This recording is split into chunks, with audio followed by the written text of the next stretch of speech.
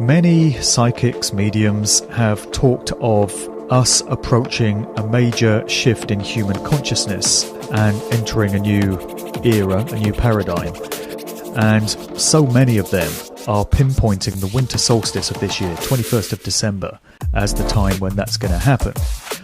And what many of them are saying is that if they're able to intuit that this is on the way, then the evildoers, the cabal, will doubtless have their own psychics or their remote viewers or whatever, who would also have been able to tap into that knowledge, and they know that this is coming. And that would be the reason why they're panicking and in desperation now, feeling that they're about to be exposed and their days are numbered. They're throwing everything they've got at us. Doesn't it feel like that's been happening this year? It's just been absolutely ridiculous the way the tyranny and all this horrific stuff has been piled all on top of each other, week after week after week. And in recent weeks, it just seems to have reached really desperate levels, where every day we're hearing something new about how our rights and freedoms are going to be taken away, or our lives are going to become more controlled, or all these horror stories that are happening. So it appears to be a very complicated interplay between the timelines playing out in this physical reality through the passage of linear time, and being able to view this from a higher perspective in another realm. And it seems like there are two or more potential timelines waiting to play out.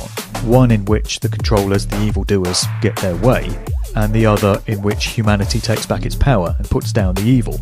And it seems they feel as if the second one there is about to play out, and they're desperately trying to change it into the first one. A lot of astrologers and a lot of commentators on this are saying that this is the true age of Aquarius, which is about to come in. And that's what we're going to see ushered in at the winter solstice this year. Jupiter and Saturn meet at 0 degrees of Aquarius a week after the solstice, so they will be together on the solstice. Every 200 years, this conjunction moves into a new element, the four elements earth, air, fire and water, so it's now moving into air for the first time in 800 years. Traditionally, that means some sort of big change in history.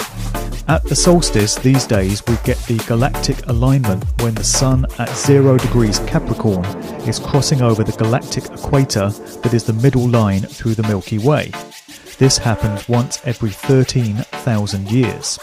And an interesting thing is that I've been listening to a lot of psychics and mediums and even tarot readers from all far-flung corners of the world. So some of them are in Australia, some might be in South America, and the USA, all over Europe, in Asia, and they're all pretty much coming with the same message. They're all saying that they're intuiting that there's this major shift on its way round about these dates we've been talking about. They all seem to correlate what each other is saying. Nobody's coming with anything that differs from that. So it does indicate that there could well be something to all this.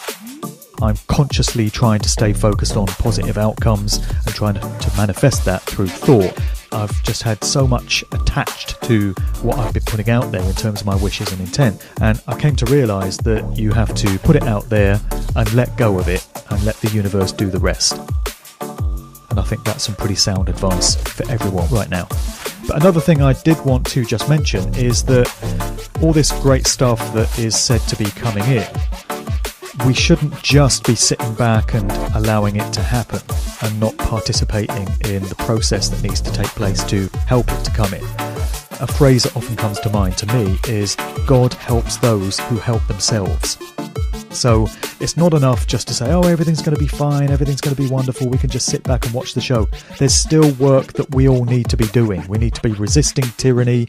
We need to be making it difficult for them to roll out these plans that they've got. We need to be pushing back in any ways that we can. We need to be communicating what's going on to others. So there is still work to do, rather than just sitting back and enjoying the show.